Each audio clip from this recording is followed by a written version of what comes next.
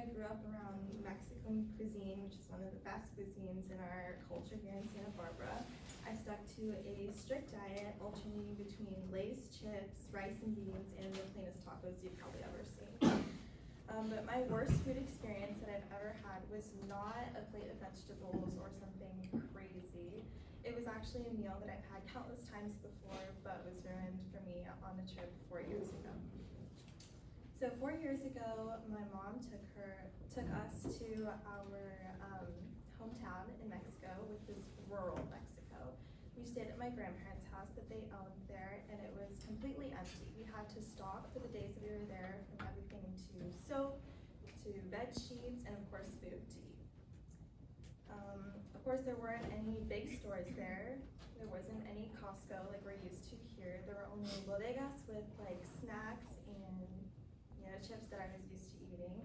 The nearest city was about an hour away by van, and there was a Walmart there. So that important detail brings me to my second main point, which is that my family had left my brother and I in the house while they went to Walmart to stock up on the things that we needed. My brother and I were fine with this because we didn't know much Spanish and we wanted to pick out our rooms in the house. I instinctively picked the room with the biggest windows facing the backyard. And before they left, my grandma had mentioned that people were going to drop something off at the house. I kind of nodded along and was just excited to get to my room and unpack. A little while later, people came, there was shuffling outside of the window, and I peeked my head out to see 4 men dragging along a pig with ropes. And I didn't have to guess much what they were going to do. They led it to a now suspicious looking concrete slab and tied each of its limbs to 4 posts that were on the ground. I immediately turned around, shut my eyes, and covered my ears with my hands. And what happened next was lasted probably 2 seconds, but definitely affected me for the rest of my trip. As soon as I told my parents about this, they pretty much laughed it off. It was more like nostalgia for them coming back home. To me, it was the most terrifying thing I'd ever not seen, but kind of heard. For the rest of the trip, I had declared that I had sworn off meat, and I was determined to live off of fruits from our backyard and chips from the bodega that we had.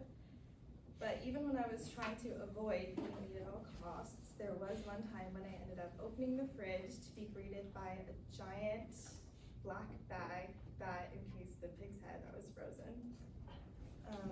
After about the first week, I had finally given in to eating more complete meals that my family were eating. They had an abundance of great meals such as tamales, pozole, everything that you could make from this huge abundance from the gifts that we were given earlier that week.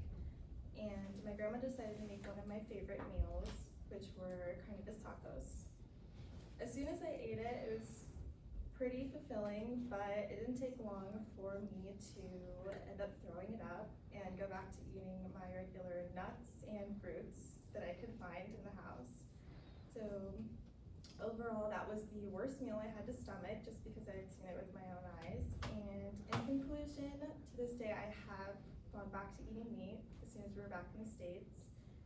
But the lesson that I learned was that meat doesn't come magically wrapped in packages at the store.